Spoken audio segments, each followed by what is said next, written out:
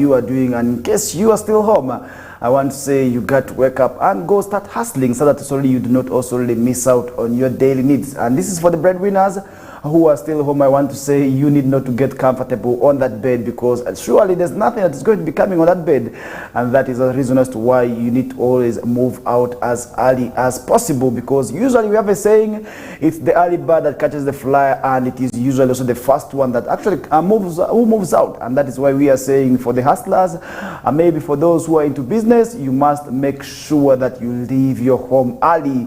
And for the working class also as well, there may be people who are already waiting for you at the offices, waiting for your services, and that is the reason as to why we are saying, as civil servants, as people into administration, we want to also always make sure that also really you come to work early. And that is the reason as to why we want to give this reminder to you, because if you look at the day today, it is actually one of those very, very much important days. I believe it could be a blessed day, and that is also really to those who are out there who may really need not to go out to work today. But I really want to encourage you that also this day that you may opt not to go out to work could be that day actually that has a lot of blessings. And that is the reason as to why we are saying you must make sure that you move to work early. And that is actually the reason as to why the KOKOLIRIKO live show, the Wednesday edition, is only here with me, Farish Majid, and we are going to be doing this with you up the hour of 9 o'clock. And at 9 o'clock, that's when the news bulletin in Lubarati will be coming through. But before we get to that time, allow me also really take you through with also really what is happening right from the region and nationally and internationally as well, because we are not going to be limiting the discussions only to the region. We may also really as well stretch that is the international scene, and that is the reason as to why you as the viewer also really you could be where you could be watching us from. It could be within West Nile, in parts of Zombo, Nebi, Pakwach, Parombo, Mariokolo, districts of Koboko, Yumbe, and not forgetting Moyo, Jumani, Arua district, Arua city. When I talk about Arua, I mean Arua city and Arua district as well, Maracha, Terego, and many others. I really want to say you're most welcome. It's a great pleasure having you on board this morning, because if you look at West Nile sub-region, today we are having 13 local governments out of the region, and with the capital city being Arua city, where we are, plot 19A, where the headquarters of West Nile television are. But I want to say you're most welcome.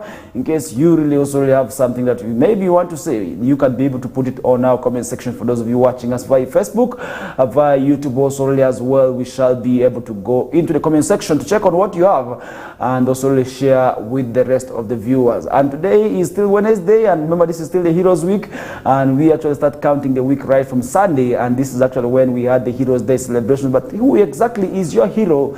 Definitely you know that better, but really we are not here for that reason. We want also to keep you updated of what is happening. And yesterday we were able to also see the commissioning of 37 roadworks rehabilitations in Arua city, which is really quite good. And we did see also really these roads that have been in deplorable status, hampering movement of goods and services from one place to another. And remember, actually one thing that also, if you talk about roads, this is a commodity that knows no properties, knows no boundaries, and this is actually a good that is used by each and everybody. There are Christians that use the road, there are pagans that use the road, there are Sudanese that use the road, there are Africans that use the road, there are whites that use the road. Everybody uses the roads, and that is why we are saying the rehabilitation of this road is actually good. And one of those crucial and important roads that actually was earmarked for rehabilitation is the Mount Wati Road. And if I'm talking about Mount Rodi, you shouldn't think about the road in Terego district, but we are saying this road that is actually from Vara via Ochiba to Ombachi is actually the road that is known as the Mountain Wati Road. And this road, if you know that also really you have been able to move on it for quite a long period of time, for those who have been riding, you could also really be moving skeptical in there, thinking that your tire could actually burst anytime, because if you look at the road has been in a very bad status, coupled with stones, gullies. When it rains at this time, it is actually muddy, where vehicles also really keep on sliding because it is very, very much slippery. But yesterday we did see the arrival of the graders, and this is the excavator, and today we are also going to be receiving the caterpillars. And the road construction work, which is expected to be taking place in 2 months period, actually commences today. And this is actually where the community has been asked to actually also be the road, also the observers, and also the eyes of the leaders in there. And really, if you can be able to also talk about the leaders, well, let's first get exactly what the leaders say, because it is very, very much important for you to get the information right from the horse's mouth. But I can inform you, and I can be able to tell you, the road is actually on shape, and we're expecting the road to be developed in the period within the period of time, which is between the month of June and July in there. If at all, maybe it makes sense. It shouldn't go past August in there, because we want to see the rehabilitation. And somebody could be thinking, are we going to be seeing colors? No, we are going to be tarmacking it. We are going to be tarmacking it with Maram. Maram is going to be poured in there just to upgrade it, as plans already underway to actually have this road also tarmacked in there. And this is actually where the leaders said they are also targeting what we call the use mid funds in there. Once they arrive, they want to give priority to this road, so that the 5-kilometer road can be able to be rehabilitated. Let's first get a look at what the leaders said. As you can see here, we have children coming to school from the other side. In a rainy season like this, as you can see down here, the water is flowing all over. So transport means becomes very difficult. We have this market here. It needs a proper road. So people cannot access to come to this market, like more especially in a rainy season. So we are facing a lot of challenges on this road, because they realized this was the most important road. I'm happy today. There are so many other things I will not talk, but finally the equipment is here. The MPs will talk more about the equipment. We are going to start the road. I just want to encourage the community. Let's support the project when these people are here. Make sure nobody steals fuel. To open your eyes. And if there is anyone, I'm going to give you my number. So that if you see someone putting fuel in the jerrycan and running away, call us and we bring police. Each liter matters for us. And this liter is your fuel to do the road. Please be with us. Safeguard the equipment, safeguard the fuel, but also make sure people are in good health to work every day. But one thing to mention is that Arua City do not have road maintenance equipment. And this explains also why the delay had been. We waited for the equipment from December until now. And as we talk, we are to borrow equipment from the district, but it's under servicing. But because we are running out of time, we have to hire the equipment. And hiring equipment alone takes us over 40% of the money. So if you take 1 billion, 400 million will go for hire of equipment. So this is the biggest challenge that we have as Arua City in carrying out maintenance of the road. For you to do anything, you must plan. In the plan of the city, as the road is going to do, we have planned this road to become under Usman. So the handle will pass from Usman. We have all agreed that road committee, and we have tasked the accounting officer, the town clerk, to prioritize this road for Tamakin under Usman. We don't know when it will come, but when the money is available. When the money is available, but the work plan now exists, and the plan, the community road to Tamakin under Usman is cheaper than the Compassion road, because it will improve connectivity, it will improve access to market, it will improve trade, and safety.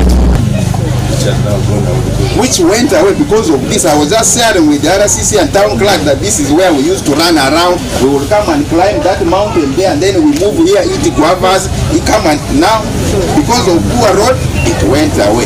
The economic activities declined. As Honorable Feta said, for him he was in Ombati, I was in Mbara. When they will come and look for problems with Mbara, we will chase them using this road. They always look for problems to us. And this is our road. Listen to our leaders.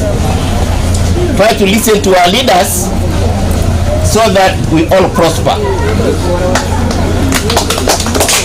I've been on the back of, I've been quarreling with the city clerk, quarreling with the city engineer over the utilization of 1 billion.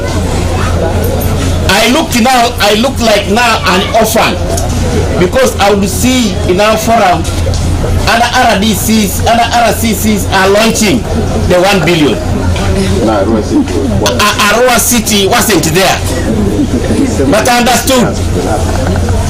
And I request the members of parliament, when you go back today, I know tomorrow next budget day. The moment you start that session, demand for equipment. Demand for equipment, and you have that capacity. I'm very confident with you. Vibrate that flow and demand for equipment. I know resources are not enough. but it can be allocated in a phased manner. We shouldn't miss this financial year because of what we have seen, what we have felt. 40% of 1 billion is going for hiring the machine. The wife feel pain, if you knew. We are bleeding. 40%. 400,000 is going for hire, my people. So we're only remaining with 600. Priority must be given this side of the city of the country, Arua in particular, because Arua station is unique. This is almost the second, third biggest city in this country. So we must use, members of parliament, use that opportunity to lobby for resources because the issue of equipment is already in the budget.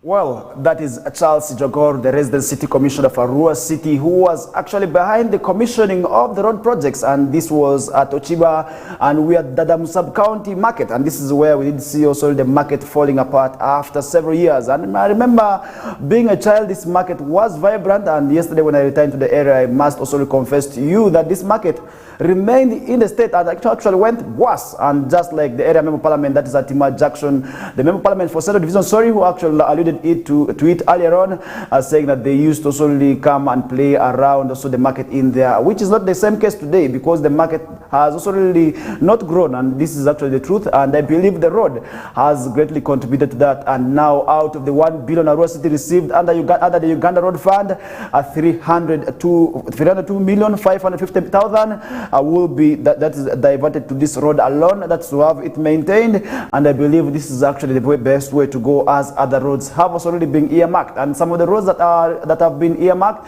are both in Central Division and Ivu Division, because Arua City has 2 divisions, that is of Central and also Ivu Division in there, and this is actually where the roads shall be selected from. And I believe this is quite good because we need the road, because without the road, which is the biggest and the main mode of transport in the city, also really in the country at large, definitely we need better roads. And that is actually where we did see that happening, where the biggest issue actually came in as a result of lack of equipment, and Arua City is actually said to be lacking the necessary equipment. For instance, the graders, the excavators, and I want to say priority needs to be given to this sector, because without this sector, we may also really be relying on borrowing, which also comes with its own negative repercussions, as earlier on alluded to by the city engineer, that is Charles Omona.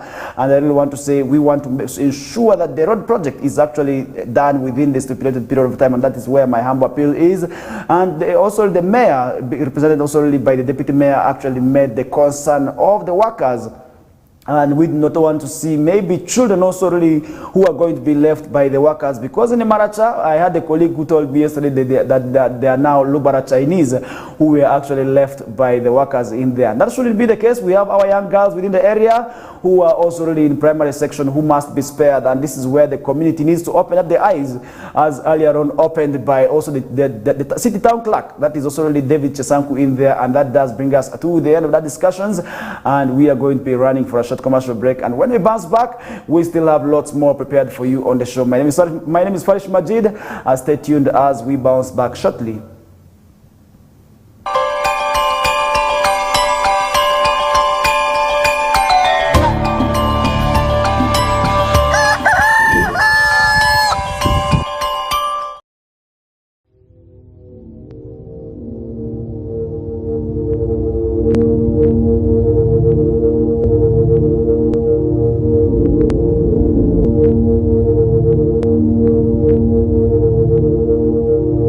West Nile TV, lighting up the region.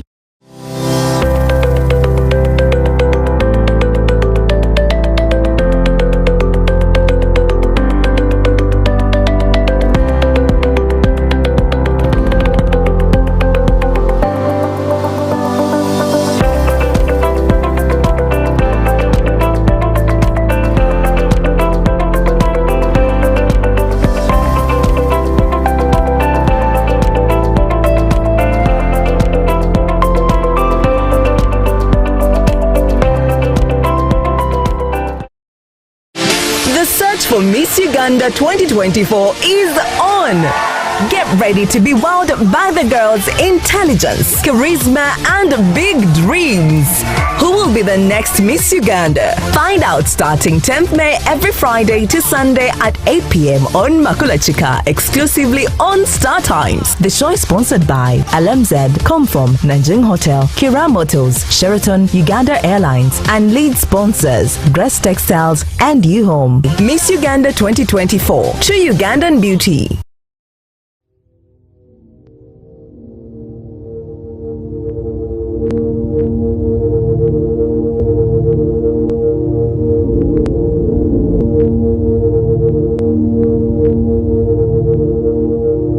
West Nile TV, lighting up the region.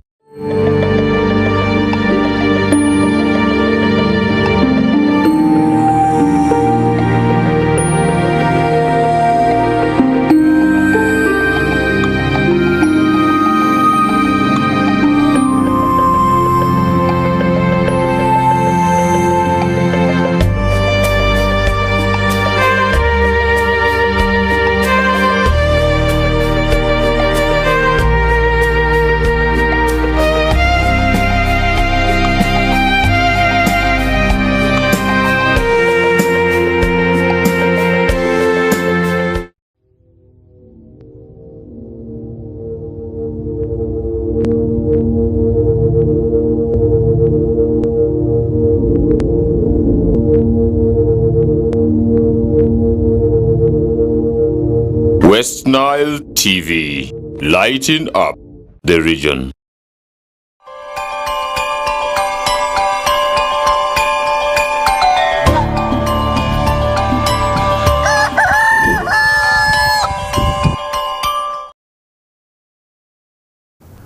Alright, a bright morning. Welcome back from that short commercial break. This is the KOKOLIRIKO live show on West Nile TV with me, Farish Majid. It's a great pleasure having you on board this early morning. We are just some 34 minutes after 7 o'clock, and that tells us only us maybe how we are doing, and that is actually a reason as to why you need also to let us know where you're watching us from and what you think about our discussions. And earlier on, we were talking about the rehabilitation of about 37 roads, which have also already commenced yesterday, and this is actually where we are going to be seeing also really the works also really being developed, because many people raised concern, and this is actually where we did see the locals raising concern about the deplorable status of the roads. And this is when we also really saw Arua City reaching out to their rescue with graders and excavators to have these roads worked upon. And really, what do you think about this? Because we need to also see that these roads need to be opened up. First of all, to also really allow movement of goods and services, because without a proper road, and then definitely movement of goods and services is going to be affected. But what do you think about timing?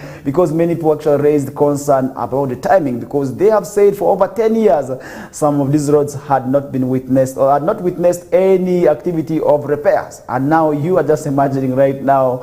But really, that's not what I thought. That's not my thought. It's really what not in my mind. It's actually what the people of the locals are saying, and I really do not want to really repeat what they exactly said, but that is something we did see happening in there. And to leave that aside, now let's begin our second hour right from Parliament, where Speaker Anita Mong has said she is going to protect her work jealously, and to you, the viewer who is still on bed and not yet also really ready to go up, that maybe start hustling, and then definitely you are not guarding your work jealously, and that is actually why you need to also really protect your work. And to protect your work is quite simple, always reaching out maybe to your workplace in time, and that would also really mean a lot in terms of also really having your works also done in there, because at the end of the day you have a lot of tasks and you have a lot of goals also to achieve, irrespective of what you're doing. For those who are in business, definitely you may also really have a target also really of capital or maybe of profits that you would also really wish to achieve at the end of the day, and that is actually your target goal. And then for those who are maybe in the civil service, definitely their targets also really as well. It could be reports, it could be any other thing that you would also really wish to achieve within the stipulated period of time in there. And we did see the right from Parliament, Speaker Anita Mong has vowed to jealously also already guard her seat, indicating that if it was hard, it was hard-earned position she repeatedly also worked for India, and she relentlessly worked for, and that's actually where we need not to give up on what we relentlessly work for, just like also already how the speaker also did allude in their and speaking at the official launch of the parliamentary forum to end child marriages and teenage pregnancies, on which she serves as the patron, among urged also already counterparts to aim at retaining their positions through also already through ways that among others inspire the young generation, and that is actually something we did see happening. And she indicated that the journey to her success is hinged on to her determination for growth and better livelihood, which enabled her also escape attempts by her parents to force her into childhood marriage. And she actually talked very, very much elaborately on the issue of child marriage, and she actually said she was also really subjected to a number of bad things very many times, but she never gave up. And what lessons do we learn from that? As the girl child who is watching us this early morning, we are saying, irrespective of what you're going through now, that will not be able to determine your future. It wouldn't also really determine who exactly you want to become, because if you look at Anita Mong, and given the story that she shared yesterday, you will be able to realize that also really she couldn't, if she had given up, she wouldn't also really be driving those expensive cars which make the members of the public sometimes talk on. Also really not maybe she would not be driving that, because if you look at those expensive cars which have also really made people to talk about today, definitely it is because she did not give up. And she didn't give up. She actually made sure that irrespective of what the parents were actually making her to go through, definitely she had to raise her head up. And that is why we are saying also really, as the girl child out there watching us right now, your head must always be high, so that also really the sky should remain the limit, and you need not to give up, and you must also really stick to your dreams. If at all you want to become maybe a member of parliament, you can still become. If you want to become a journalist like me, maybe to replace me in the next 5 years or 10 years, you can still become. Maybe if you want to become an engineer out there, still I want to say it is still possible. All you need to do is actually associate yourself with the right people, and also really identify the right channels that could actually lead you into your dreams in there. And that's my humble appeal, because we did see also the issues of child marriage, becoming child marriage, because today if I really move along in some of the villages, more so the rural areas, when I see young girls with children, it really makes me feel as if I want to shed tears, but I have nothing to do, because this is something that also really I wouldn't wish to see, because these are the next leaders, these are the next servants also really we would wish to see in the next 10 years or 30 years, because for you to see a girl of 15 years or 16 years being a mother or a wife, it's really quite absurd. And that is something also really as to why we need to work towards. But this is something I've seen quite common in most of the rural areas, but I've also seen it emerging in some of the urban areas, which is really quite unfortunate. And we need to also really work towards that, so that we have a future generation also really protected in there. And however comes at a time when the United States and United Kingdom have imposed sanctions on her, alongside two former other ministers also really, that is none other than Honorable Agnes Nandutu, who is the Bududa Woman in Parliament, Dr. Goreti Kitutu, who is from Manafwa, also really in there, the Manafwa Woman in Parliament, plus Finance Junior Minister, that's Amos Lugolobi, for alleged misappropriation, that is of public funds in there. And last week we did see the President Yoweri Kaguta Museveni praising Among for steering the 11th Parliament, and also really building a constructive relationship with the executive. And this is something we did see right happening during the head of state nation address by the head of state, which also really went on very well in there. And that is something also really we also really may be louder for, because we also really have seen also really steering the parliament in that way. And this is something also really we are yet going to be following up on, and in case of any development that comes from parliament, and we shall be able to come here and also let you know of. And Among has also used the several recent addresses to scoff at the West for targeting her with sanctions, which she said also really motivated by the speaker's role, as Uganda adopted a tough law which is against the law, that is against homosexuality. And that is something also we did see happening in India. And still on Tuesday, among one of the causes of early marriages also and child pregnancy is the issue of parenting, because she believed also some parents look at the girl child as a source of livelihood, and which is the truth.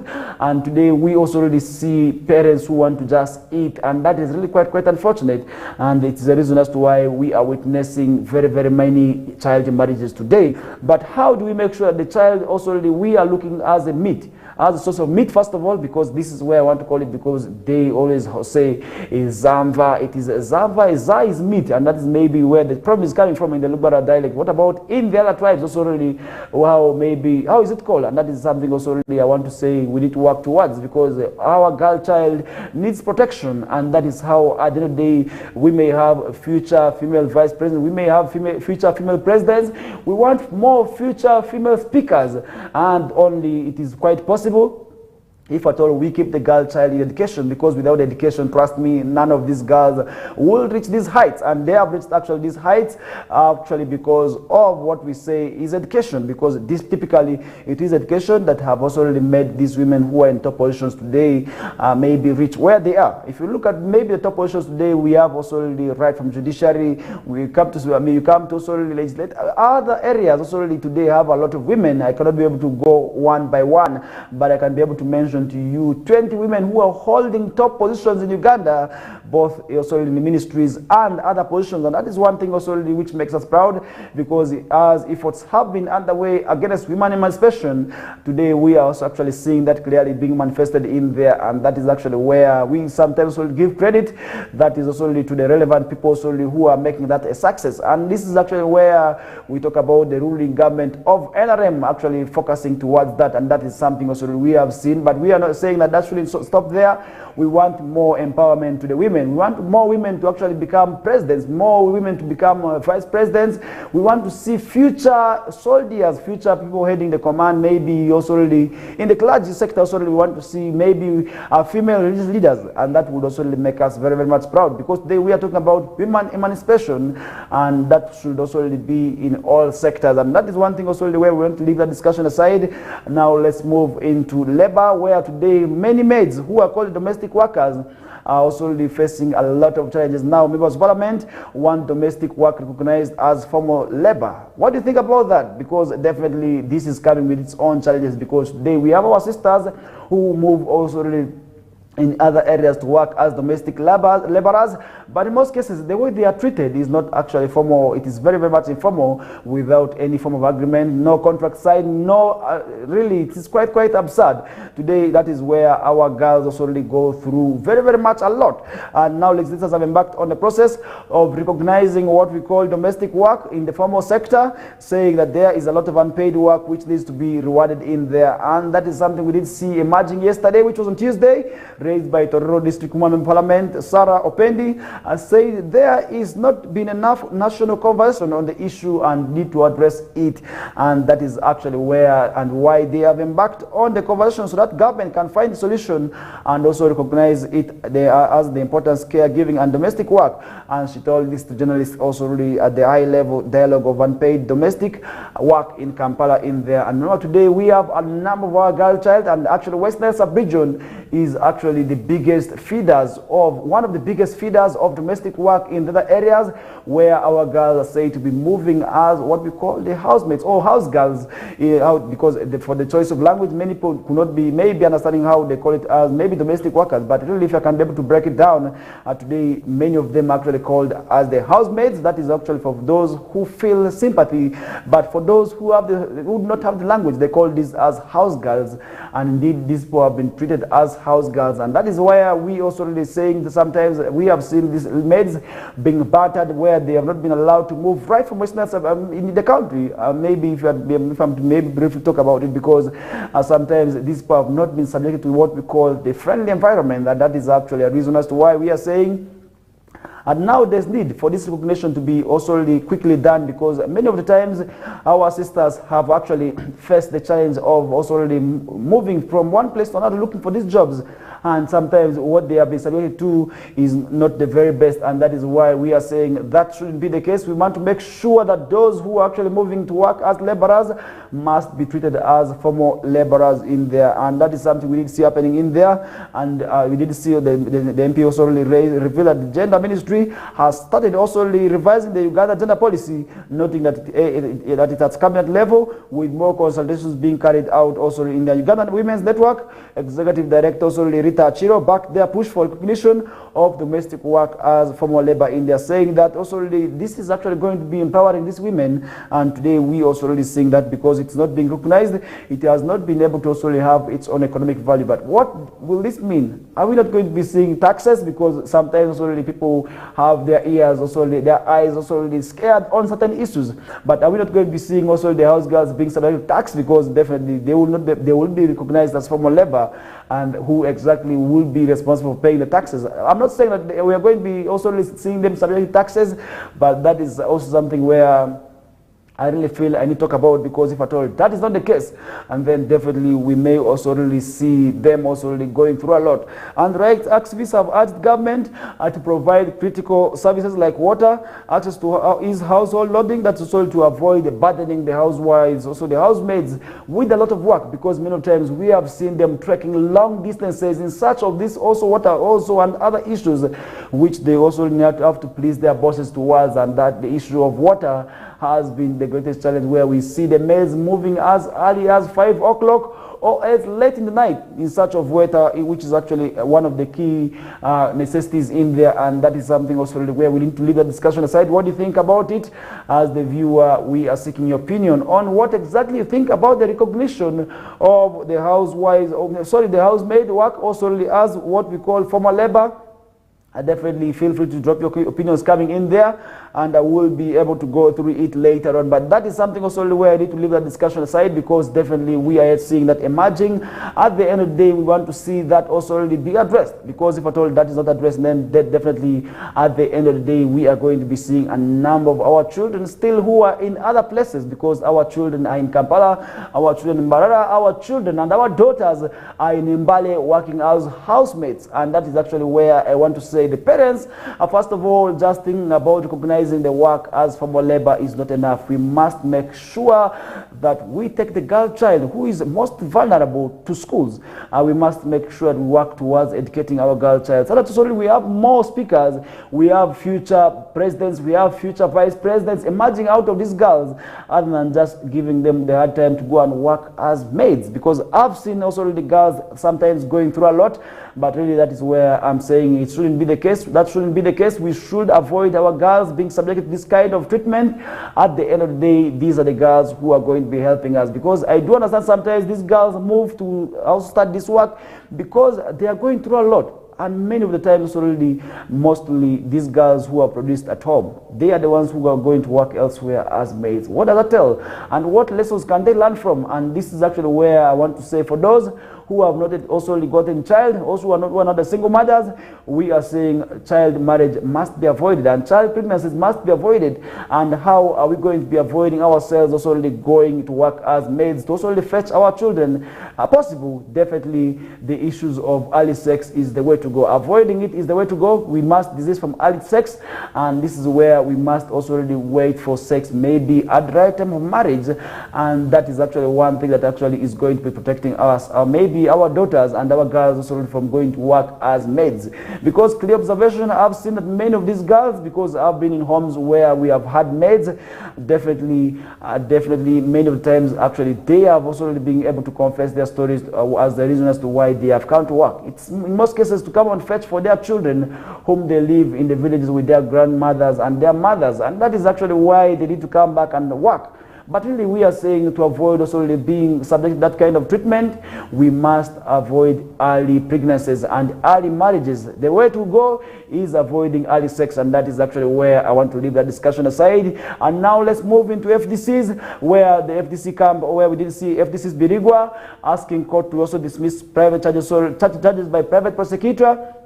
Is only another story that we are seeing this morning. The Estranged Forum for Democratic Change National Party chairperson Waiswa Birigwa has asked the Buganda Road Chief Magistrate Court in Kampala, that is also in Kampala, to dismiss charges brought against him by a private prosecutor who claims he's masquerading as the party leader in there. Mr. Birigwa belongs to the opposition party, also already breakaway group, whose offices are located in Katonga Road, that's in Kampala. And now that is also where we did see Mr. Birigwa, who was being sued by a private prosecutor I also identified as Jamal Wante, the vice chairperson of FDC for Eastern Region, who accused the former ambassador of issuing also a notice inviting the party's national council members on Friday 7th of 2024, which he says is illegal. However, when the case also came up for hearing on Wednesday, Mr. Birigwa, through his lawyer, asked the court to also dismiss it on ground that Mr. Wante has never showed up in court ever since he filed the case in there. And that is something also maybe he would also be right, he would be wrong, but definitely that is a matter in the hands of court. And definitely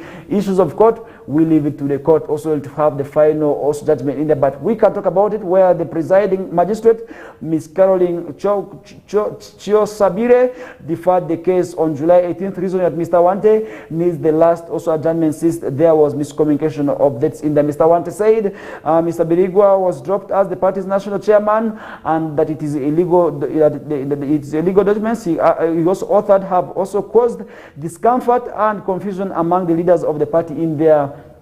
And he went on to list also probable charges against Mr. Birigwa, which included, among others, making false documents, uttering false documents, and as well as forgery, aiding and abetting also crime, forgery of judicial or what we call also official documents, making documents without authority, and conspiracy to commit also felony in there. And these are some of the charges which Mr. Wante also wants Mr. Birigwa charged for in there. But really, how and when shall we see issues also within the Forum for Democratic Change be addressed once and for all? Because if I'm to talk about Mr. Jamal Wante, I do understand that he is also affiliated to the National Kumbi faction in there. At the end of the day, how shall we see maybe Forum for Democratic Change united in there? And maybe who exactly is that leader who do you think could actually reunite the Forum for Democratic Change? Because definitely we are already feeling the pinch of the disunity in the party in there. Recently, Forum for Democratic Change, also former leader, that is solely the former leader, that is retired Colonel Kiza Besje, was in Mbale, but the crowd was not the mammoth, the usual mammoth. But definitely, what does that mean? Because the crowds were also really handful in there, but really over the years we had seen him attracting the mammoth, but definitely this wasn't the case recently when he visited Mbale. And what does that tell? And what exactly does that also tell of our position? Because we have seen some of our strong leaders already branching off the ruling government. And at the end of the day, what does that mean? This is something also really where the leaders and the parties also really need to come out and clearly also talk about before we clock that is 2025. Because 2025 we are going to be seeing very, very much so maybe a storm, because politicians are going to be politicians moving from one place to another also to come for their votes in there where the voters may not be able to solely believe in maybe the people anymore. And what do you think about that? And that is something also really where as the viewer I would very much seek your opinion on. And this is something also we need to work towards, because we want to see how these leaders can be able to solely be reunited in there, because without unity at the end of the day nothing is going to also really be achieved in there. And all that is being done at this time will be able to come to pass, and which will also be the very, very best for us to witness. Because for those who would wish to see these leaders work very, very much well, definitely it is not to our prayers, it is also not to our wish to see what is happening maybe to the opposition groups, because this is not only happening within the Forum for Democratic Change. We have seen National Unity Platform also party also really very, very much going through a lot in terms of also really fights among the leaders, which is also really dragging the party very, very much by. And I don't want to say that shouldn't be what we want to witness, and that is where we want to leave that aside. Now let's move to Wakiso, where the district also requested that is 6.5 billion supplementary budget, and we also did see Arua City yesterday sitting for the supplementary budget on yet. We are here to also get information from there and how it ended, because definitely we did also really see the councillors also really having that meeting in there. And Wakiso, when moving away to Wakiso, before we get to Arua City, we also did see Wakiso district leaders are pushing for 6.5 billion supplementary budget just days at the end of the financial year of 2023/2024, where the budget also really was last week in the council meeting chaired by district speaker, that is Mr. Nasif Naija, which was approved. And we did see Mr. Alfred Malinga, the Wakiso district chief administrative officer, say they have had some finance shortages in the ending also the financial year and needed an emergency response, thus pushing for the supplementary budget.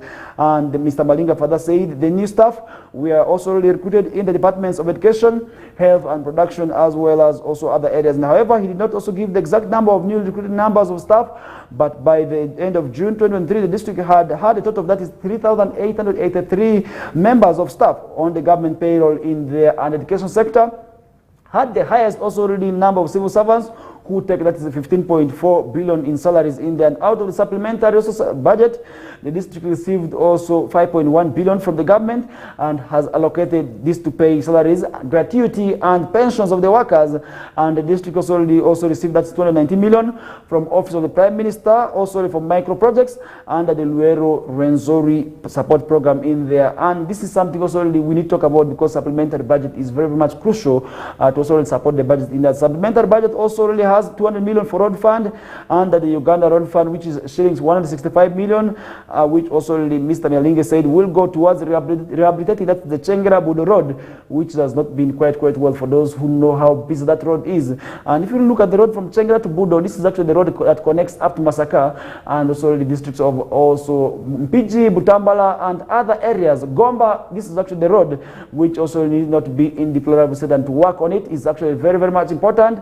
And the same spirit, the shilling 25 million is going to be injected into the pilot study of a new technology to use that's on the roads to improve on the lifespan in there, because many of the times these roads have not been able to live that is to their lifespan. And really, how do you make sure these roads live quite longer than they also really, first of all, maybe being developed, because after 10 years we are seeing our roads developing potholes. After merely 5 years our roads already developing cracks. How can we make sure these roads live past the expected period of time, maybe for 10 years or for 15 years, is actually where the pilot study is very, very much important. But really my appeal would be that this pilot study shouldn't be in paper, but really in practice, and that is where we want to make sure this also research is quite well, and then they maybe other local governments could be able to pick a leaf from and also really use Wakiso's also really maybe lessons to also really develop their roads in there, because the poor, maybe the short period of maybe short lifespan of these roads is not only costing Wakiso, but it's costing the entire country. But really, how do we make sure that these roads live longer is the way to go, and that is something also we need to work towards and we need to follow up on. And Wakiso district is currently grappling with challenges like poor roads and dilapidated structures in schools and health facilities, as well as where we did see also the health sector also really not being spared from that. And we did with over 50% of the district's 2023 budget spent on salaries. Also local leaders and presidents at the weekend also really say the disasters affected access that is to millions of people from their also really the areas. This is also in relation to the access roads, which have also really not being developed very well, because if you look at some of the roads in Wakiso, definitely within the rain season also really they have not been able to be very well. And look at the road in Nansana also really connecting to Bujuko. Definitely these are areas for those who live in the areas, you will be able to understand what exactly I'm talking about. During the rainy season, definitely that road is very, very much inaccessible, and which cause also really for upgrading in there. And I really want to say maybe for those road for these people in the areas to have these roads tarmac would be quite well, and that would also make the roads live longer. And that does bring us to the end of the first hour. This is the KOKOLIRIKO live show, and this is where we summarize the first hour right from Wakiso district, and we shall be able to bounce back to the other areas, because on the KOKOLIRIKO live show we do not exclude any other area. And that is where we come to the end of the discussions for the first hour, and we are returning back in the second hour to also keep you informed, updated of what is happening across the country. For now, let's have this short commercial breather. Thank you.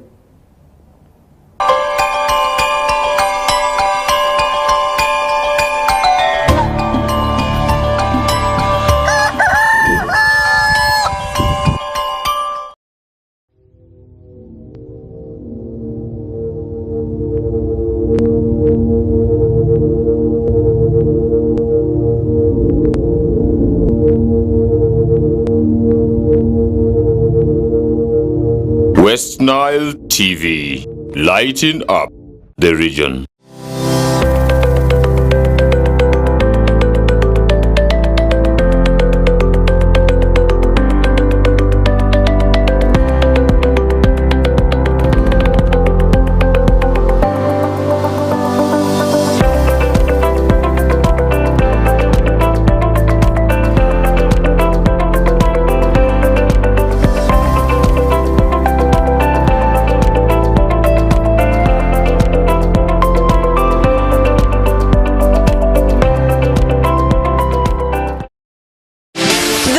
for Miss Uganda 2024 is on.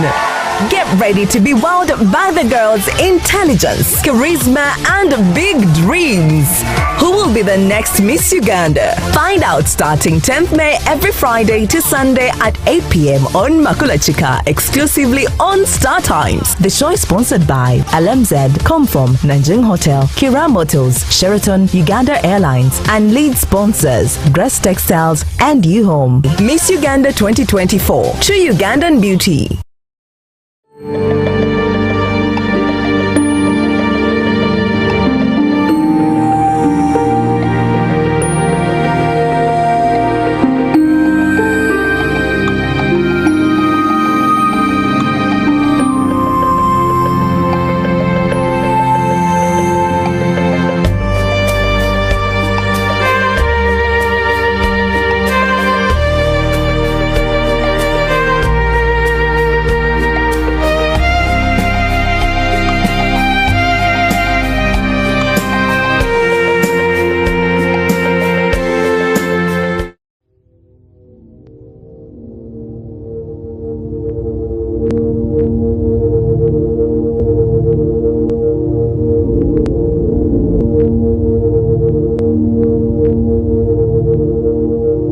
West Nile TV, lighting up the region.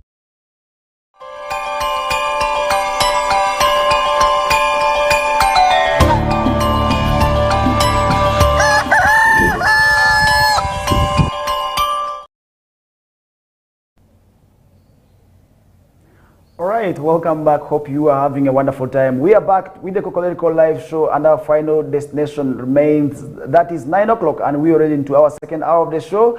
And now to begin off with the discussions in the second hour, right from the national scene, where we did see Mafabi demanding arrest of MPs who approved the service award in there, because many of times we have not been able to also really miss out talking about the service award, which has already very much also featured on our discussions right from the beginning of the time in there. That's actually where update we are still talking about that, where we did see also really yesterday Budadiri West Member Parliament, that is Nathan Nandala Mafabi, has called for the arrest of all MPs on the legal and also the parliamentary committee affairs for their role in approving also already the shillings 1.7 billion service award given to the 4 commissioners also already in there. And Mafabi's remarks came during a press conference after also he signed a censure motion against the commissioner in there, and that is something also we did see in there. The commissioner, we did see also where he came out, they actually made this call to have these people who were behind the approval of the money also be arrested in there. And Fabi's remarks also came during a time, and he criticized also the Legal and Parliamentary Affairs Committee,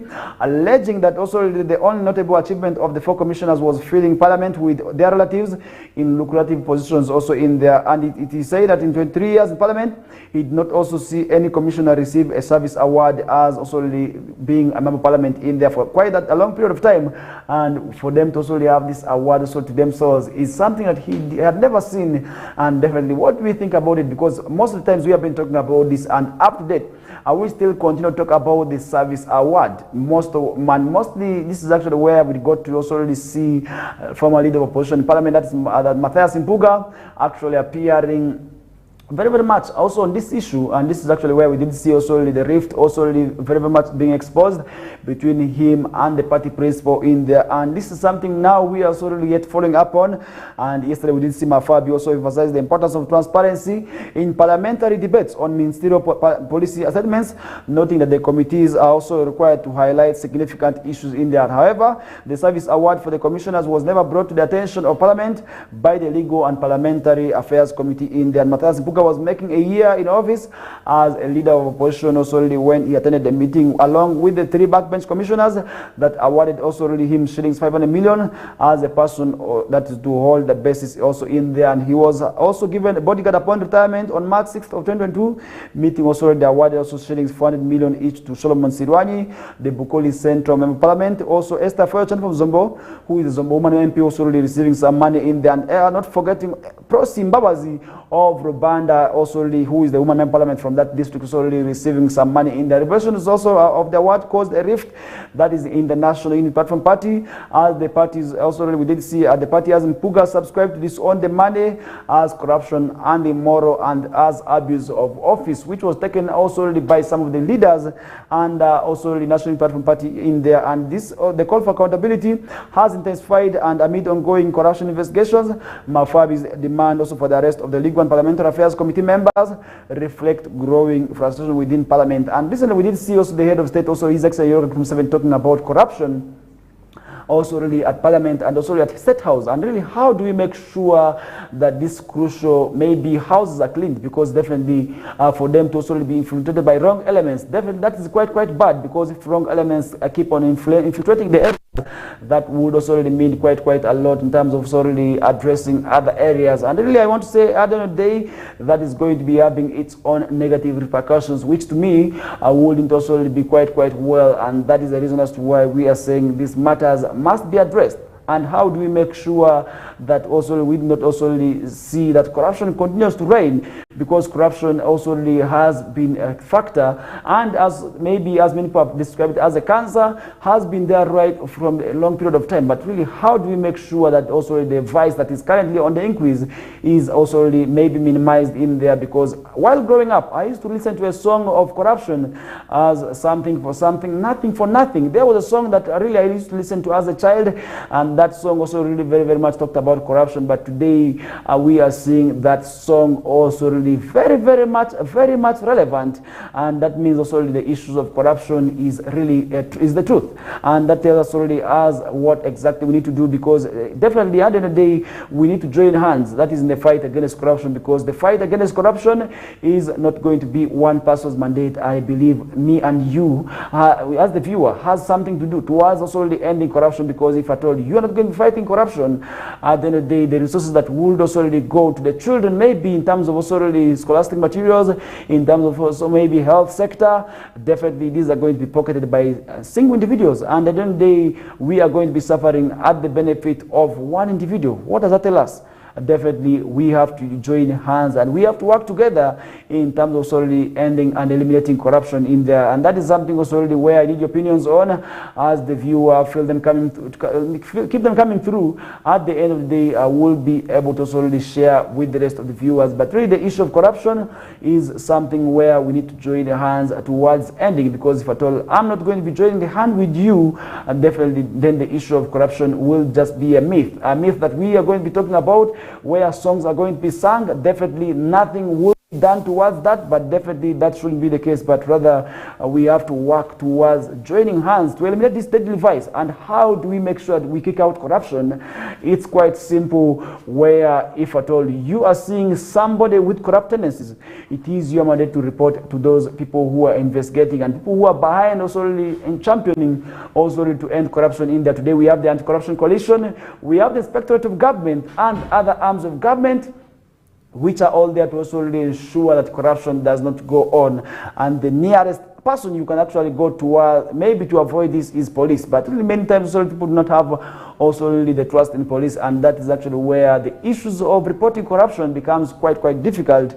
And that is where we also need to leave that discussion aside. Now let's also talk something about Speaker Among, who says she was raped multiple times, and definitely that is something also really we need to work towards and also to talk about, because today this is to inspire the young girls today who have also being subjected to unscrupulous by unbearable conditions by unscrupulous persons in terms of also rape in there, and sometimes we have seen them giving up. And this is actually where we need to solely use the speaker's experience to also really stand on our grounds and also really still continue pursuing our dreams. And that would be quite well if at all we do not give out maybe in terms of our dreams in there. Now the Speaker of the 11th Parliament, Ms. Anita Among, has asked all stakeholders to ensure the implementation of all the laws the Parliament has passed to protect girls from early marriages and teenage pregnancies in there. The Speaker says it is unfortunate that some of the laws also already passed by Parliament have not been implemented to the letter also hence, and undermining the intended purpose of passing such laws in there. And while launching the Uganda Parliamentary Forum to end child marriage and teenage pregnancy, the Speaker challenged all MPs to engage in sensitization and mobilization campaigns that is also to increase, that is to really end the increasing early marriages and child pregnancies, which is also really currently on the rise. And the Speaker also used the platform to disclose her tale and how her father refused to educate her and wanted to marry her off for wealth in there. And that is something also really we are talking about, because if you look at the Speaker, she's indeed a beautiful lady. I believe also really where many men could actually pursue and move to the father and say they want to get married too, because she's indeed a nice lady. She's very beautiful, and that is something also really we cannot be able to really exclude out. But really for parents to really see girls as source of wealth is really quite unfortunate. It's very bad, and that is why we need to also really look at our girls as better people, and we shouldn't look at them as commodities. And that is something also really which is very bad, and this is the truth, and it is happening not only maybe where she comes from, which is the Bukedi sub-region, but in West Nile sub-region we have seen the same tendency of also really some parents wanting to let their girls off for marriages that is in exchange of wealth. And which wealth are we talking about? It's just cows and goats and sheep, maybe cane. And that is something also really which is really quite unfortunate, and we must also desist from, because at the end of the day it is our girls who are going to be feeling the pinch of being in marriages. And today also really where we do not also really want to see women who are housewives. Definitely we are going to be making our children suffer. At the end of the day, these girls are going to be hating us for life, because they are going to be looking at themselves and in comparison to the girls who went for education. For instance, the OGs in primary, maybe in primary 1 to 3, because in most cases we are seeing these girls getting married at the maybe P6 and P7, and after P7 we do not see them continuing with their education, and which is really quite unfortunate. And I don't know how best we can also end this vice, because we are seeing it happening in mostly rural areas. Because recently I was in Terego district and I was in Madiokolo, I was in Maracha.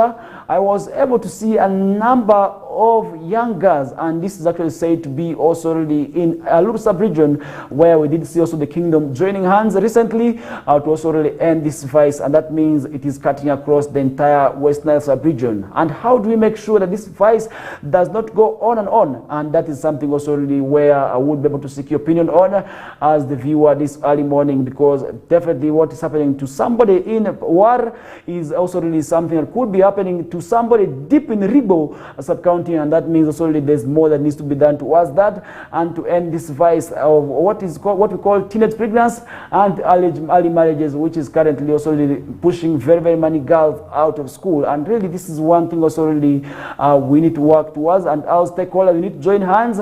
And if I'm talking about the stakeholders, you as the parents are the stakeholders, the daughters also really are the stakeholders themselves.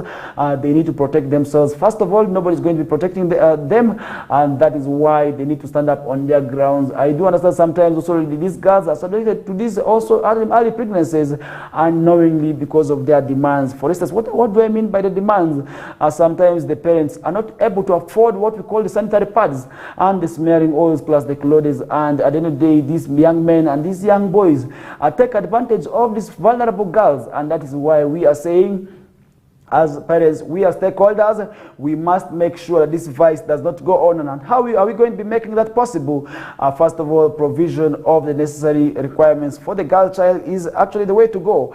And that would also really, at the end of the day, protect these girls also really in terms of also really being subjected to rape, and also really maybe early pregnancies in there. And that is something also really we need to also really talk towards about, because if we don't talk about it, then definitely we are going to be seeing this vice go on and on. And the speaker said after A-level education, she became a cleaner in Centenary Bank, from where she had hard work and commitment was noticed, and she was rewarded with the cashier's job in there. And also the speaker also disclosed that one of her relatives also arranged someone to rape her in there. And Ms. Among said the issue of early marriages and teenage pregnancy is real and must be tackled head on. And this is the truth. It is cutting across the entire country. It's not only happening to our area, that's in the Bukedi sub-region, but definitely as West Nile sub-region, we have seen the same case. And I believe it is what is happening elsewhere in entire northern Uganda. It could be the same case happening in Lango. It could be the same activity taking place that is in Karamoja, as well as actually sub-regions in there. But really, how do we make sure that this issue that we're talking about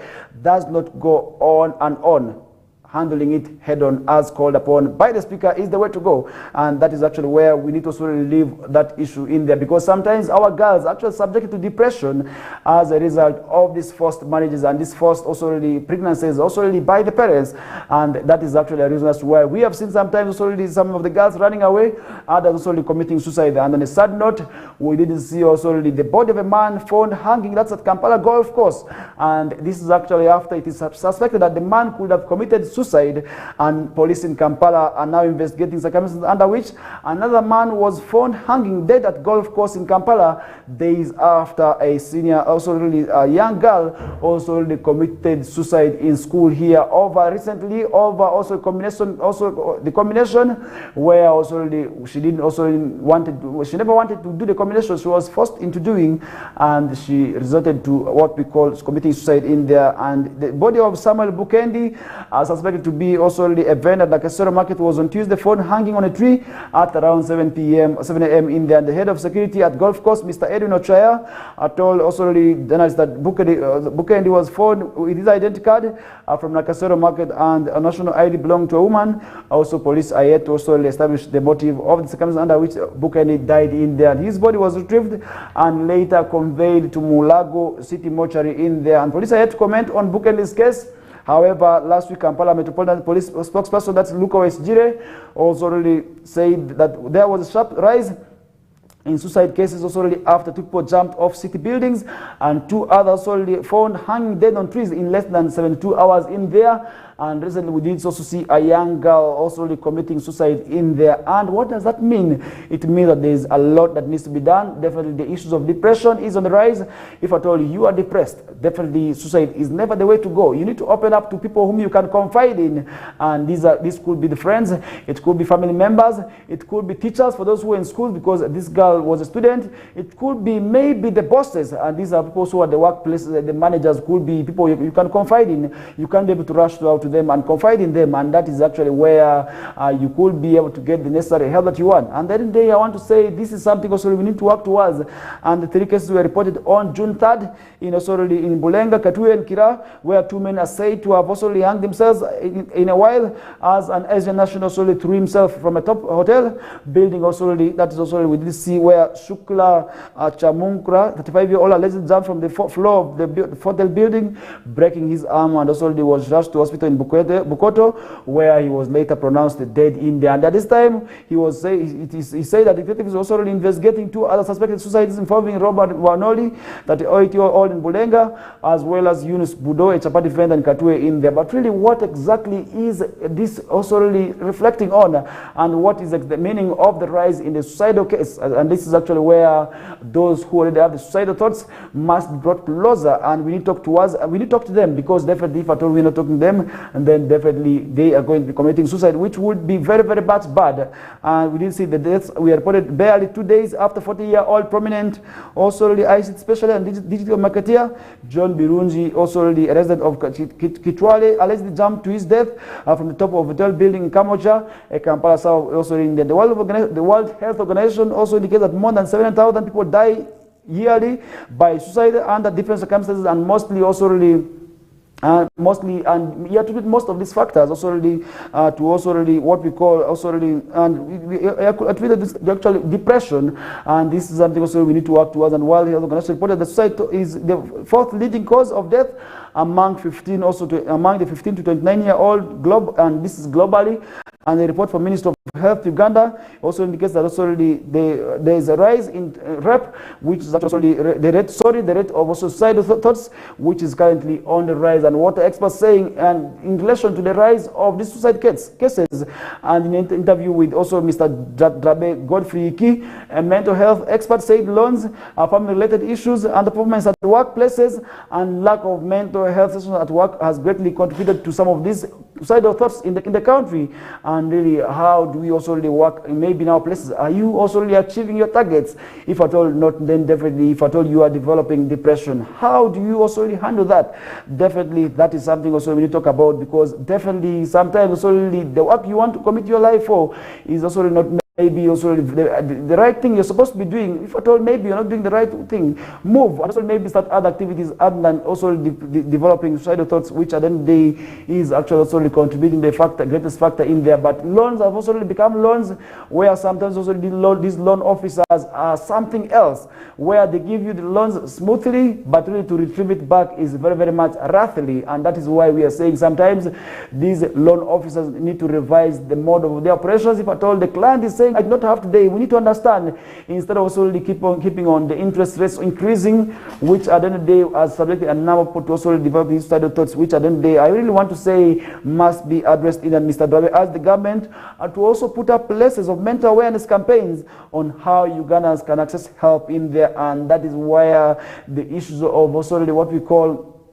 first of all, what we call these mental experts also needs to be also taken seriously. Other than that, we are going to be witnessing a number of people also being subjected to what we call mental health depression, and which at the end of the day comes with its own negative challenges. And I really want to say that is something we wouldn't also wish to see at the end of the day. And that is one thing also I want to also call upon each and everybody to also really have people whom they confide in. This could be your best friend, and that is why we also really need best friends. These are people whom we can be able to confide in terms of problems. We can rush out to them, and this is actually where I want to say, for those people whom we are going to be confiding in, if I come with my problems to you, please, I don't want to hear it the next day from the neighbor, which is really quite unfortunate. You must keep the information I confide in you also very, very much confidential, and we must make sure that also the information does not also leak, and also you must be able to provide the necessary help if at all you are also at the verge of helping, and also keeping the information also spread out in there, which wouldn't be quite well. And that is why we are saying people whom we are going to be confiding in must be able to be the people that we can be able to confide in, and also the people whom are going to be also spreading rumors in there, because at the day, after somebody who actually confides in very much critical information in you, and if really we see the information out, then that is quite unfortunate, because sometimes people can be able to come to you with information about their health. Somebody could be able to also contract a disease that I wouldn't wish to mention, and comes and confides in you, seeking for your advice. And then the following day, we hear neighbors talking about this person. Then that is quite uncalled for. At the end of the day, that would be very, very much bad. And this would actually subject people to maybe feeling they're useless, feeling that also maybe the information about them has been known, and there's no way they're going to be surviving. And that is where a stigma and depression also comes in. And this is where also where suicidal thoughts comes in very, very much. And we need to avoid that. Other than that, definitely we need to work towards also really check on our people. Definitely, this is something also we need to check out on this time of period. At this period of time, many people could be going through a lot, and this could be your relatives, this could be your friends, this could be your in-laws. We need to check out on them. You need to visit them and also really ascertain how they are doing. And if at all they are doing badly within this period of time, definitely we need to also really engage them very, very much on. And we actually heading to that period where stress is going to be killing very many people, and also where people are going to be committing suicide. And this is the political period, and this is where after elections we have seen many candidates dying as a result of depression. And I really want to say that is something also we need to work towards. We need to make sure these people are actually checked on, and if at all we are not checking on them, then definitely they are going to be committing the suicide, they are going to be dying as a result of depression, they are going to be leaving us. And that is one thing also which wouldn't be quite well. And that is the reason as to why I am saying we must make sure that we check on our loved ones. It is quite simple. Give that person a call. If you are told the numbers are not going through, why don't you take a walk and check on them, because somebody could be there needing your advice, and that person is developing suicidal thoughts. I could be needing that single piece of advice from you, and you could be able to be there to also really change the livelihood of this person. And it's always good to also really be a mentor, to be a lifesaver, and also to be, first of all, as somebody who has also a great impact on others' livelihoods in there, because many of the times today, due to the hard economic also maybe impacts, many people are developing suicidal thoughts because others have had accumulated loans, others are going through a lot, because for you being a breadwinner, sometimes also it is really quite difficult. At the end of the day, we see people also developing suicidal thoughts, and that is one thing at the end of the day would also be very, very bad. And that is one thing also where we need to leave that discussion aside. Now moving on to other areas, we'll also as we we are running out of time, because really we are also already seeing very much issues, so many issues already emerging in there. And now, to leave that aside, we are also seeing Lango demanding also already for compensation of the LRA victims also in there, because the insurgency also already very much affected Lango in there.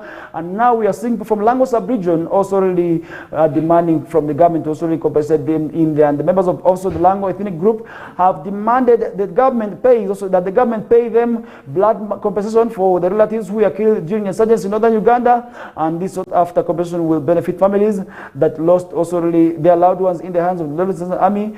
That is 20 years ago, and also really for those who lost their merchandise, and that's also really where we want to say they must be compensated. But really, government has been compensating people of different areas.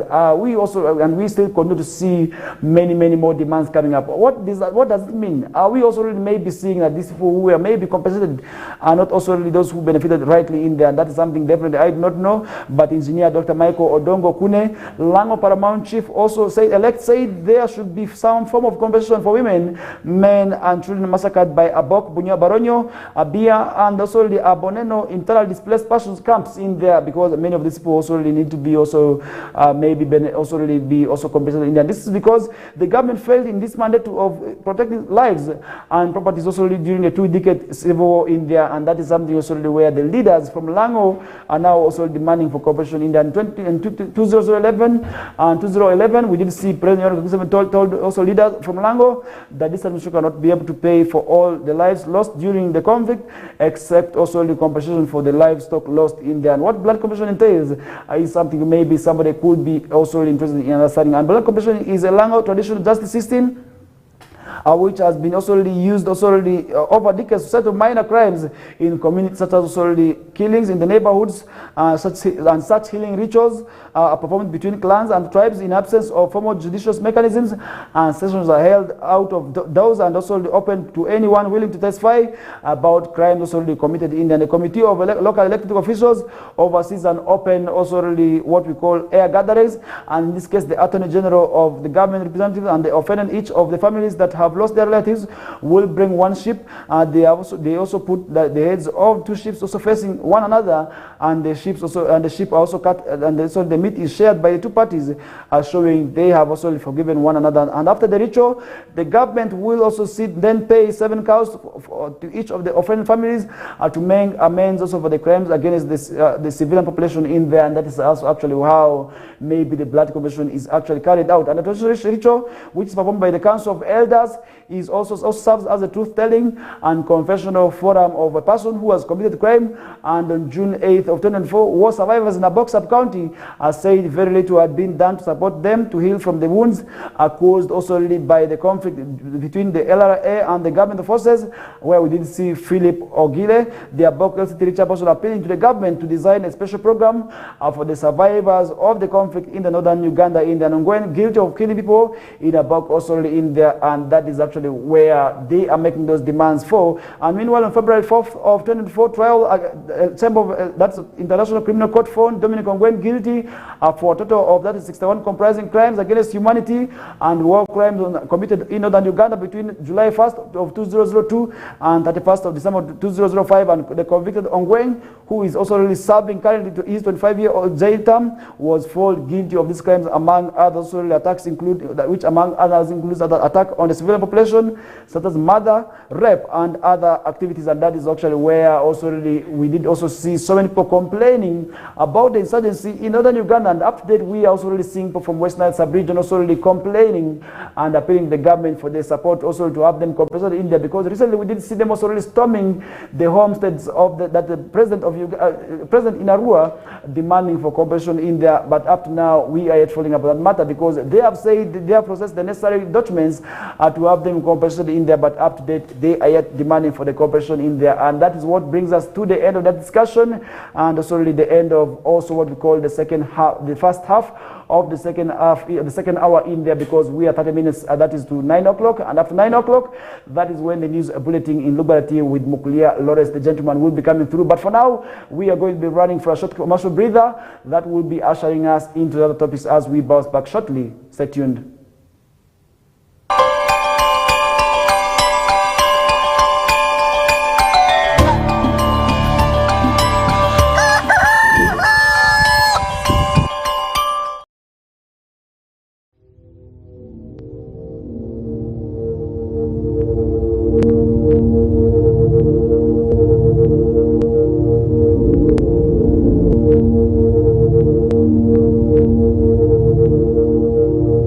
West Nile TV, lighting up the region.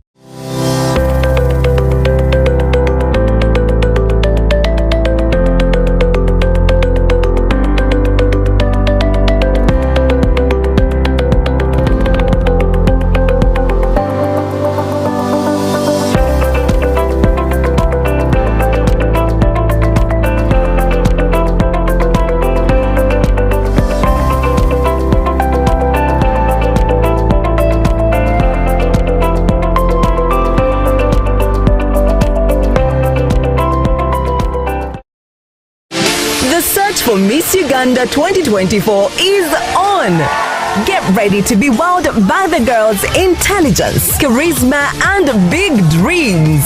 Who will be the next Miss Uganda? Find out starting 10th May every Friday to Sunday at 8 p.m. on Makulachika, exclusively on Star Times. The show is sponsored by LMZ, Comfort, Nanjing Hotel, Kira Motors, Sheraton, Uganda Airlines, and lead sponsors, Grace Textiles and U-Home. Miss Uganda 2024, true Ugandan beauty.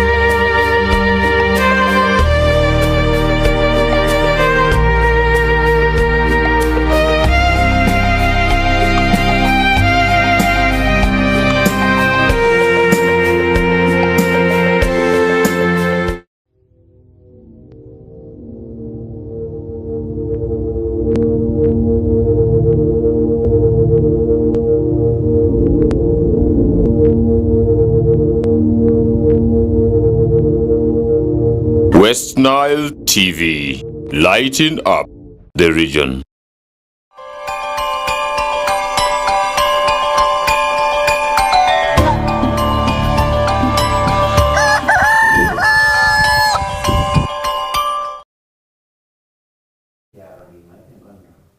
All right, welcome back from the short commercial breather. We are back to the evening of the show, and we are just left with some few minutes. That is to wind up with the discussions, but really on a good note, we are seeing at least 9,000 students who are to sit also really the examinations, that is of Uganda Certificate of Education and the old curriculum, because if you really saw what happened, government actually phased out the old curriculum, and the last lot was actually for last year, but the government of Uganda has given a window also really to those who are willing and those who not make it through to also already have another chance of sitting the examinations under the old curriculum.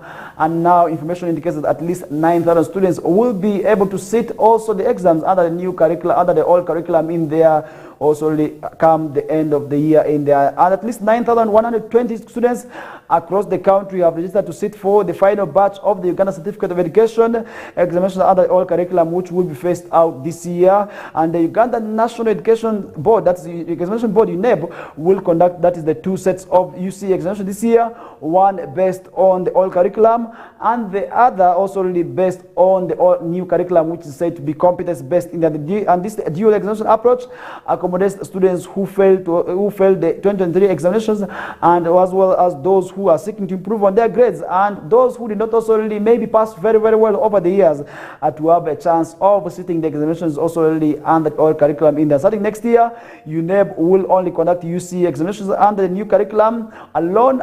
Maybe also starting this year, this is actually where we are going to be seeing dual examination sittings, but from next year it is going to be the old, maybe the new curriculum, which is said to be also competence based, also really be assessed in there. And students who missed this year's opportunity will be required to also really start, that is right from senior 1 up to senior 4, or give up on education. And that's something also really where we also really seeing on the past morning, or else embrace the other learning, also really maybe learning institutions for those who had maybe the grades to also really maybe join other learning institutions in there. According to a statement issued by Executive Director of UNEB, Mr. Daniel Odongos, dated as May 31st, a total of that's of 1,772 candidates have registered for the primary level examinations, while Uganda certificate examinations and Uganda Advanced Certificate of Education, which is also known as USCE, and where we also really seeing millions of people also now registering for those examinations. And out of the total registered candidates, 754,076 candidates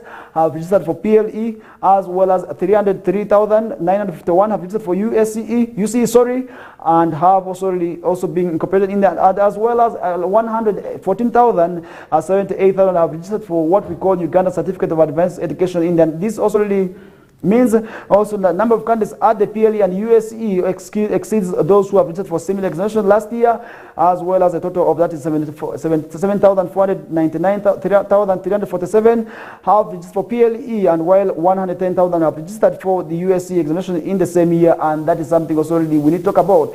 And I really want to say that is something also really we are yet following up on, and how this be seeing these examinations going on. However, the number of candidates have registered is also really said to be on the increase compared to last year, and UNEB sets also May 31st as the end of the normal registration period for the 2024 examinations for all the exams. That is already for those who are going to be sitting in there, and that means for you who is still in the village, maybe who is in the city somewhere, I think that maybe the window has closed. We are saying the window is still open. That is until 31st. Also, that's something also we need to also make sure that we have ourselves registered for. So that's already for those who maybe got the grades that did not also satisfy them. You still have this opportunity to also really rush out to the schools in the neighborhood, also to have yourself registered in there, and that is something at the end of the day which would also really be very, very much as good for you in there. Leaving that aside, now let's move to UTC Lira, where the institute is also really said to be struggling to operate amid funding cuts. It's another story we are seeing on the past, as the administration of Uganda Technical College is also really facing several challenges in running the government institution due to funding cuts. Also really, this is also really where the publication also really is also has also issued between also really received also really shillings 20 million and 2015 million also really each financial quarter, according to the principal Jacob Akambire. And now, as the facility and the institute is also really said to be struggling with also really running, this is also really the budget due to the budget cuts in there. But really, how do we make sure that the available resources is also really very, very much utilized is also another thing that we need to talk about. And he further said the money is also really not enough for the whole quarter, and yet the school is also really, and the school must operate. And what does that mean? If at all the money is also really not maybe also really able to also really satisfy the school maybe running activities in there. And many factors have actually been attributed to the budget cuts, which among others include the COVID-19 pandemic, which had its own negative repercussions also really in the economy. And this is actually where also really now most of the institutions have actually faced budget cuts as a result of that. And really how can we make sure also really the schools that are complaining of budget cuts also really run with the available resources? Because if at all there's nothing, then there's nothing. We have to also really adopt with also really what we have, and that is why we are saying, how do we make sure that these schools that are also really grappling with challenges of finances also really utilize the available resources, other than also really finding it difficult in there? And that's something also really we are yet following up on. And the school is also really said out of the 320 students who enrolled at the college, 150 were also admitted under a program sponsored by program in February 2022, and also really, but since then the government has not released any money to the college to sponsor their education, feeding and other school activities. And that's according to the information from the principal in there, and that is something also really which could be very, very much bad. And that is one thing also really where I need to leave that discussion aside, as we are running out of time, because very, very soon we shall be having the news bulletin in Lubarati. But before we get to give you the news bulletin in Lubarati, we also really have to give you some of the stories that we prepared for you on the past morning. And a list of 15 prosecutors have been promoted to chief state attorneys. That's also another story we are seeing on a quite good note, because to empower the judiciary is actually the way to go. And this is something I believe is going to be addressing the issue of case backlog, and case backlog is actually one thing that is also really affecting the judiciary today. And I really believe with the promotions, this is definitely going to be having its own impact on the judiciary. And at least 15 state attorneys in the office of the Director of Public Prosecutions have been elevated also really in an accelerated promotion to the rank of chief state attorneys. And according to press also statement dated that's July 10th, released by DP's office, the last also really track promotion allowed the skipping of the ranks of principal state attorneys and also the state principal attorneys in there, and that is something also that to me is quite good, and to also have these people promoted in there, because promotions also really mean a lot. Definitely this is going to inspire so many people to also really work for promotions, because promotions definitely come with its own benefits, which many people also really would wish to attain in that. I really don't think if there's anybody out there who does not wish to be promoted, maybe at workplace, and that is actually where also really maybe it comes its own advantages. And according to the structure of the office of the DPP, the role of the chief of state attorney is to head a district office, assist a regional office, and that is also really where this is also to impact on the judiciary, and that is also really something we are seeing on the paper this morning as we get to move on with the show, and that is where we also need to leave that aside. And this is actually where also still related within the judiciary. We need to see judge setting free juvenile incarcerated with adults, which is really quite unfortunate, because for a young person to be also really incarcerated in prisons with adults, definitely this is really wrong, because this child who may also really be a good person in terms of also rehabilitating also them is also something also really we need to think about, because today we have remand homes for the juveniles. Instead of taking them to these remand homes, why don't we also really think about that? Because many of the times to subject children also really with adults is really quite wrong, because what they are going to be learning from the cells, from the prisons, is really very bad, because the experience they're going to be getting from there is really that which to me is very bad. And the High Court judge has ordered the prisons to release with immediate effect a suspected juvenile offender whose right is to a fair hearing was violated when she was sent to Luzira Women's Prison Wing and incarcerated with others in there. Just Margaret Mutonyi, in her ruling that's on June 5th, observed that as a competent court of law, she could not also really just look away as the juvenile's right to fair hearing was being violated in a juvenile's name withheld, also really, and maybe the crimes that she committed also really have been withheld, and the violation of the child also really offenders non-derogable to a fair hearing as enshrined also really according to Article 44 subsection C is also really so apparent that no competent court can support also really to proceed with a hearing in there, and that is actually where the judge also really based argument on, and that is something also really maybe other also really agencies need to also really embark on, because sometimes also really we have seen children below the age of 18, because that is actually where our laws also term one as a child, because if you're below the age of 18, you are still a child. Once you clock 18, that is when you become an adult, and for you to be incarcerated with adults, that is definitely really very much wrong. And now to summarize the discussions with what is happening, where now the members of parliament are demanding for more funding, that is also really for areas of refugee settlements, and today we have had so many refugee settlements which are also really grappling with a lot of challenges. Recently I was in Terego, and this is also really in Rhino Camp refugee settlement in there, where I did see some of the refugees also really going through a lot, where the areas also really lack a lot of also issues. And now that is actually where today we have seen so many organizations coming up to support also the refugees in terms of also uplifting their livelihoods in there. And I want to say on a good note, I was in Terego and I did see projects also being implemented by Safeguard and Care, which are doing very well in there. That is why I need to also appreciate them for that, because I did see Safeguard also really, and together with Care also really doing very much in terms of also sensitizing the refugees. First of all, also really training them with what exactly they need to do, first of all in tailoring, in business, which I believe is actually the way to go, instead of in terms of really not also extending the funding in there, because we need the funding also to go towards the health sector. We need the funding, more funding for the education sector. We need funding for the road sector, because also the refugees as well need to move, and that is why we are saying more funding will be very well. And that is actually what does bring us to the end of today's discussions.